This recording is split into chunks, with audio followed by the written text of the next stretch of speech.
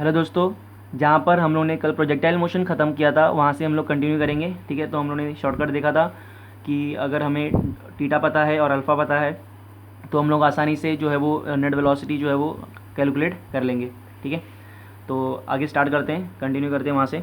तो हम लोग अभी आज डिस्प्लेसमेंट इक्वेशन देखेंगे और ट्रेजेक्ट्री इक्वेशन के बारे में बात करेंगे। ठीक है, तो सबसे पहले हम लोग डिस्प्लेसमेंट इक्वेशन देख लेते हैं। डिस्प्लेसमेंट इक्वेशन क्या है, मतलब पार्टिकल जो है वो एक्स एक्सिस की तरफ कितना चला और वाई एक्सिस की तरफ कितना चला वो हम लोग देखने वाले हैं। ठीक है, तो सेम चीज़, ये एक्स एक्सिस हो गया, ये वाई एक्सिस हो गया। मान लेते हैं पार्टिकल जो है वो थीटा एंगल पर फेंका गया है यू स्पीड से या यू वेलोसिटी से। ठीक है, तो हम लोग देखने वाले हैं एक्स एक्सिस की तरफ कितना डिस्प्लेसमेंट है, वाई एक्सिस की तरफ कितना डिस्प्लेसमेंट है। ठीक है, हाँ, तो स्टार्ट करते हैं। इसके अंदर हम लोग डेरिवेशन नहीं करने वाले, हम लोग डायरेक्टली फार्मूला पे बात करेंगे। ठीक है, तो पहला हम लोग जान लेते हैं कि ये जो डिस्प्लेसमेंट है एक्स एक्सिस की तरफ वो कैसे आया है। तो बेसिकली जो डिस्प्लेसमेंट इक्वेशन है वो हम लोग ने इक्वेशन ऑफ मोशन से लगाकर ही वहाँ से ही डिराइव किया हुआ है। ठीक है, तो S equals to U T plus half a T square, इस जगह से हम लोग ने इस इक्वेशन से हम लोग ने ये पूरा फार्मूला जो है वो डिराइव किया हुआ है। जैसे कि डिस्प्लेसमेंट अलॉन्ग एक्स एक्सिस की बात करेंगे तो वो एक्स हो गया। ठीक है, और यू कॉस थीटा जो है वो यू हो गया अलॉन्ग द एक्स एक्सिस का कंपोनेंट, मतलब वेलोसिटी का एक्स एक्सिस की तरफ जो कंपोनेंट है, वेलोसिटी का एक्स एक्सिस की तरफ जो कंपोनेंट है that is u cos theta t, और plus half a T square cancel out हो जाएगा। क्यों? क्योंकि एक्सलरेशन जो है वो एक्स एक्सिस की तरफ जो है वो ज़ीरो होता है, इसीलिए। ठीक है, फिर हम लोग बात करेंगे डिस्प्लेसमेंट अलॉन्ग वाई एक्सिस जो कि होता है you sine theta T minus half G T का स्क्वायर। ऑफ माइनस क्यों आया है? क्योंकि जी जो है वो डाउनवर्ड डायरेक्शन में एक्ट कर रहा है, इसीलिए। ठीक है ना, अगर हमें पता करना है कितने एंगल पर ये फाई पता करना है, मतलब एंगल ऑफ एलिवेशन पता करना है इन टर्म्स ऑफ डिस्प्लेसमेंट। अगर डिस्प्लेसमेंट दिया है और हमें एंगल ऑफ एलिवेशन पता करना है तो हम लोग ये वाला फॉर्मूला इस्तेमाल करेंगे, वाई बाय एक्स मतलब ये y डिवाइड बाई एक्स। तो y कहाँ से निकालेंगे? ये इस इक्वेशन से निकालेंगे। x जो है वो इस इक्वेशन से निकालेंगे, उसके बाद वैल्यू पुट कर देंगे। ठीक है, और अगर वेक्टर फॉर्म में हमें डिस्प्लेसमेंट लिखना है तो डिस्प्लेसमेंट मतलब डिस्प्लेसमेंट जो होता है वो शॉर्टेस्ट पाथ होता है। तो यहाँ से लेके यहाँ तक फाइनल माइनस इनिशियल पॉइंट जो है वो डिस्प्लेसमेंट होता है। तो ये वाला लाइन जो है वो हमें डिस्प्लेसमेंट बताता है। ठीक है, तो displacement vector which is equals to X axis की तरफ कितना चला I cap plus Y axis की तरफ कितना चला that is Y J cap. ठीक है, अभी हम लोग ट्रेजेक्ट्री देखने वाले हैं। ट्रेजेक्ट्री क्या होता है? ये किसी भी पाथ का जो इक्वेशन होता है उसे ही हम लोग ट्रेजेक्ट्री कहते हैं। ठीक है, मतलब ज़रूरी नहीं है कि ये पार्टिकल जब प्रोजेक्टाइल मोशन परफॉर्म करे तो ही हम लोग ट्रेजेक्ट्री इक्वेशन इस्तेमाल करेंगे, ऐसा नहीं है। मतलब अगर कोई पार्टिकल जो है वो सर्कुलर मोशन परफॉर्म कर रहा है तो जो सर्कल का जो इक्वेशन होता है उसे भी हम लोग ट्रेजेक्ट्री कह सकते हैं। अगर कोई पार्टिकल एलिप्स में मूव कर रहा है, एलिप्टिकली मूव कर रहा है तो वो भी उसका जो पाथ होगा, एलिप्स का जो पाथ होगा वो भी ट्रेजेक्ट्री को रिप्रेजेंट करेगा। ठीक है, तो मतलब ट्रेजेक्ट्री जो होता है वो किसी भी पाथ का जो इक्वेशन होता है वही उसे ही हम लोग ट्रेजेक्ट्री कहते हैं। ठीक है, तो सेम चीज़ एक्स एक्सिस वाई एक्सिस, अब तो आदत बन गया होगा पूरा। थीटा एंगल पर पार्टिकल को फेंका है यू वेलोसिटी से, ये एक्स एक्सिस का डिस्प्लेसमेंट, ये वाई एक्सिस का डिस्प्लेसमेंट। ठीक है, तो ट्रेजेक्ट्री का इक्वेशन क्या हो गया? That is y which is equals to x tan theta minus half g x का square upon you square cos square theta. ठीक है, जहाँ पर एक्स जो हो गया वो डिस्प्लेसमेंट अलॉन्ग एक्स एक्सिस हो गया, tan theta is the angle, और जी जो है वो acceleration due to gravity, X का स्क्वायर वही displacement, U square initial velocity है, और थीटा जो है ये। ठीक है, इस ट्रेजेक्ट्री को हम लोग एक शॉर्टकट फॉर्म में भी लिख सकते हैं, जैसे कि y which is equals to A X minus B X का स्क्वायर।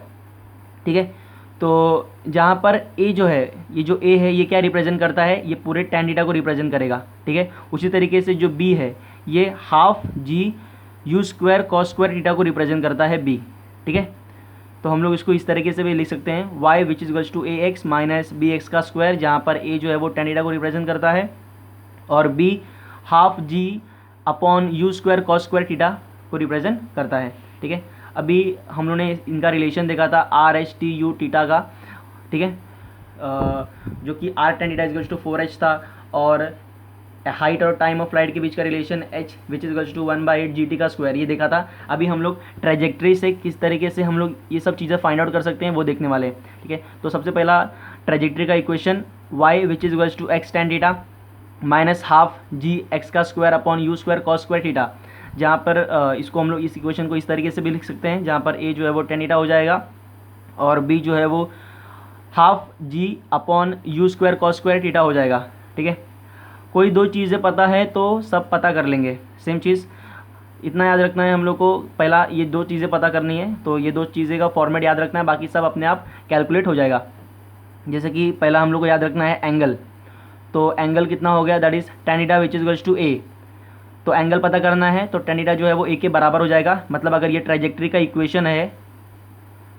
इक्वेशन है, इसको अगर कंपेयर करेंगे, अगर इस तरीके से इक्वेशन कोई दिया हुआ है और हम लोग ट्रेजेक्ट्री से कंपेयर करेंगे, तो a जो है वो रिप्रेजेंट क्या करेगा, एंगल को, और b क्या रिप्रेजेंट करेगा, इस पूरे फॉर्मेट को। ठीक है, तो पहला angle tan theta which is to a, ये हम लोग को ध्यान रखना पड़ेगा, और दूसरा रेंज जो कि x होता है, जो कि a/b होता है।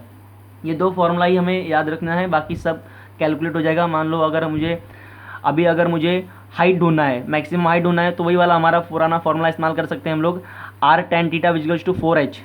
तो जहाँ पर मुझे एंगल पता है और रेंज भी पता है, आसानी से मैं मैक्सिमम हाइट निकाल लूँगा। और अगर मैक्सिमम हाइट पता चल गया तो मैक्सिमम हाइट और टाइम ऑफ फ्लाइट का रिलेशन लगा के टाइम ऑफ फ्लाइट निकाल लूँगा, h which is to 1/8 GT का स्क्वायर वाला फॉर्मूला लगा के।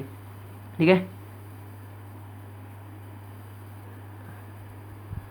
तो ट्रेजेक्ट्री की एक और इक्वेशन देखने वाले हैं, जो कि स्पेशल फॉर्म ऑफ ट्रेजेक्ट्री है, जिसका फॉर्मूला होता है y which is to x tan theta bracket open 1 minus x/r, जहाँ पर y जो है displacement along y axis, x displacement along x axis, theta तो पता ही है, x वही सेम, और r जो है वो रेंज है, यहाँ से लेके यहाँ तक का जो डिस्टेंस है उसे हम लोग रेंज कहते हैं। पॉइंट ऑफ प्रोजेक्शन से पॉइंट ऑफ लैंडिंग तक का जो डिस्टेंस होता है उसे हम लोग रेंज कहते हैं। ठीक है, यहाँ पे ऑलरेडी लिखा हुआ है। तो मतलब स्पेशल फॉर्म ऑफ ट्रेजेक्ट्री क्या है, मतलब एक पर्टिकुलर सवाल के लिए ये इक्वेशन हम लोग इस्तेमाल करते हैं। जैसे कि लैंग्वेज भी क्वेश्चन में सेम इस तरीके से रहता है। लैंग्वेज y जो है वो हाइट ऑफ द टावर रहता है, मतलब मान लेते हैं ये एक हाइट ऑफ द टावर है, टावर का हाइट है। ठीक है, x is the distance of point of projection from foot of the tower. तो मान लेते हैं ये टावर का जो है वो फुट है, बेस है टावर का, और जहाँ से प्रोजेक्ट किया है पार्टिकल को, तो उस टावर के फुट का और जहाँ से पार्टिकल को प्रोजेक्ट किया, उन दोनों के बीच का जो डिस्टेंस है दैट इज x।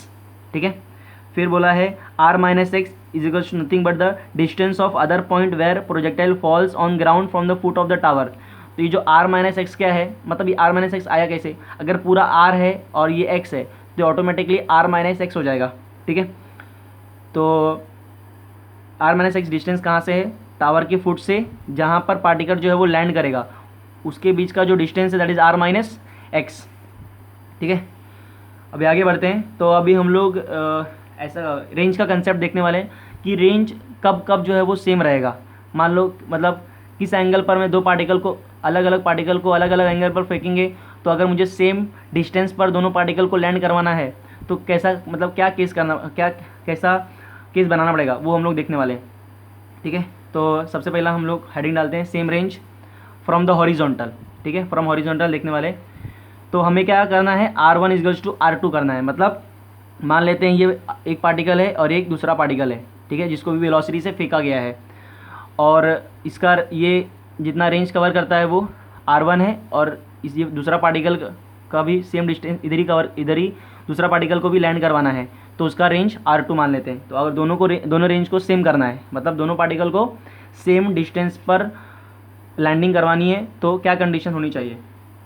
तो याद रखना है कि θ1 जो है वो θ1 प्लस θ2 जो है वो 90 डिग्री पर होना चाहिए। ठीक है, 90 डिग्री होना चाहिए। मतलब अगर ये पूरा 90 डिग्री है, मतलब ये y एक्सिस हो गया और ये x एक्सिस हो गया, तो इन दोनों के बीच का एंगल तो 90 डिग्री है।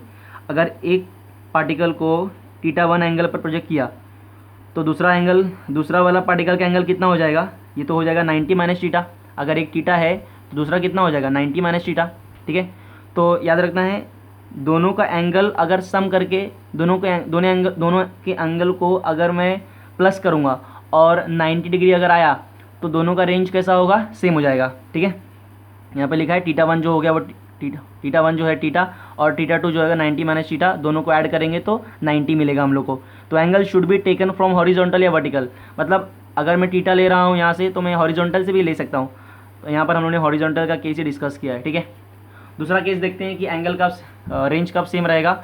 दूसरा है फ्रॉम 45 डिग्री लाइन, ये एक्स एक्सिस हो गया, ये वाई एक्सिस हो गया। ठीक है, और ये जो रेड कलर का लाइन दिख रहा है ये जो है वो 45 डिग्री का लाइन है, मतलब हॉरिजॉन्टल से 45 डिग्री का लाइन है। जो 45 डिग्री का लाइन है वहाँ से अगर मैं थीटा एंगल पर पार्टिकल को फेंकूँ और दूसरे वाले पार्टिकल को भी 45 डिग्री के लाइन से इक्वल एंगल पर फेंकूँ तो वो भी पार्टिकल जो है वो सेम रेंज कवर करता है। ठीक है, तो 45 डिग्री से इक्वल पर फेंकेंगे तो भी रेंज सेम रहेगा। ठीक है, कैसे सेम रहेगा, मतलब यहाँ तक का एंगल जो है 45 डिग्री है, अगर मैं थीटा 45 से थीटा एंगल पर फेंक रहा हूँ तो ये पूरा 45 था, तो अगर ये थीटा है तो ये वाला कितना हो जाएगा 45 माइनस थीटा। यहाँ तक 45 था और ये थीटा एंगल पर फेंका हूँ तो यहाँ तक 45, तो ये थीटा को यहाँ से लेके यहाँ तक का डिस्टेंस कितना हो जाएगा, यहाँ तक तो 45 और प्लस थीटा, तो 45 डिग्री प्लस थीटा। ठीक है, दोनों को ऐड करेंगे फिर भी 90, तो भी 90 डिग्री बनेगा। तो याद रखना है अगर दो एंगल को ऐड करने पर अगर हमें 90 डिग्री मिल रहा है तो रेंज जो है वो सेम रहेगा। ठीक है, तीसरा केस देखते हैं कि रेंज सब कब सेम रहेगा। From equal angles from horizontal and vertical, मतलब हॉरिजॉन्टल से भी सेम एंगल पर फेंका और वर्टिकल से सेम एंगल पर फेंका तो भी रेंज जो है वो सेम रहेगा। देखते हैं, ये एक्स एक्सिस ये वाई एक्सिस, थीटा 1 एक पार्टिकल को थीटा 1 से फेंका थीटा एंगल पर और फ्रॉम द हॉरिजॉन्टल से थीटा डिग्री पर फेंका, और दूसरे पार्टिकल को वर्टिकल से जितने एंगल पर इसको फेंका था वर्टिकल से उतने एंगल पर ही इसको भी फेंका। अगर मैं यहाँ पर हॉरिजॉन्टली 15 डिग्री एंगल पर फेंकता हूँ ये पार्टिकल को तो वर्टिकल से ही मुझे 15 डिग्री पर ही पार्टिकल को फेंकेंगे तो रेंज जो है वो सेम रहेगा। ठीक है, तो if two particle are thrown at same angle from horizontal, मतलब यहाँ से, एंड वर्टिकल, तो हॉरिजॉन्टल का एंगल और वर्टिकल का एंगल अगर सेम रहा then also their ranges are same. ठीक है, अभी ने आगे चलते हैं। अभी हम लोग मैक्सिमम रेंज देखते हैं। तो मैक्सिमम रेंज कभी होगा, तो मैक्सिमम रेंज मान लीजिए देख लेते हैं। तो मैक्सिमम रेंज तब होता है जब एंगल जो है वो 45 डिग्री होता है। अगर मैं किसी पार्टिकल को 45 डिग्री पर फेंकूंगा तो जो पार्टिकल होगा वो मैक्सिमम डिस्टेंस कवर करता है, that is your maximum range. ठीक है, तो मैक्सिमम रेंज का जो फॉर्मूला हो गया u²/g होता है। ठीक है, सेम चीज़ जैसे कि एक्स एक्सिस है वाई एक्सिस है, अगर किसी पार्टिकल को 45 डिग्री पर फेंका u वेलोसिटी से तो पार्टिकल जो है मैक्सिमम डिस्टेंस कवर करेगा दैट इज़ रेंज। तो मैक्सिमम रेंज हो जाएगा u²/g, जहाँ पर u जो है वो इनिशियल वेलोसिटी हो जाएगा और g जो है एक्सेलरेशन ड्यू टू ग्रेविटी हो जाएगा। ठीक है, अभी हम लोगों ने पिछले लेक्चर में एक फॉर्मूला पढ़ा था r tan theta which is equals to 4h। ठीक है, अगर मैं tan थीटा का वैल्यू 45 डिग्री डाल दूँ तो tan 45 कितना होता है 1, तो कितना बचा r which is equals to 4h। तो यहाँ से मैंने सब्स्टिट्यूशन किया और h मैक्स कितना हो जाएगा r max/4, मतलब जो मैक्सिमम हाइट होता है, मैक्सिमम हाइट जो है वो रेंज के 4 टाइम्स 1/4 है, 1/4 है। मैक्सिमम हाइट जो है वो रेंज के 1/4 टाइम्स 1/4 है। ठीक है, तो h max which equals to r max/4। ठीक है, तो ये मैक्सिमम हाइट हो गया। मतलब कहने का मतलब क्या है, जो मैक्सिमम हाइट होगा वो 1/4 टाइम्स द r max होगा। ठीक है, और अगर r max पता करना है तो r max जो है वो मैक्सिमम हाइट के 4 गुना ज़्यादा हो जाएगा। अगर मैं इसको यहाँ पर भेज दूँ तो r max कितना हो जाएगा, मैक्सिमम रेंज जो है वो 4 गुना ज़्यादा होता है मैक्सिमम हाइट से। और उसी तरीके से अगर मैक्सिमम हाइट पता करना है तो वो मैक्सिमम रेंज के 1/4 हो जाता है। ठीक है, आज के लिए इतना ही। नेक्स्ट वीडियो में हम लोग कुछ इंपॉर्टेंट रिजल्ट्स देखेंगे। ठीक है, थैंक यू।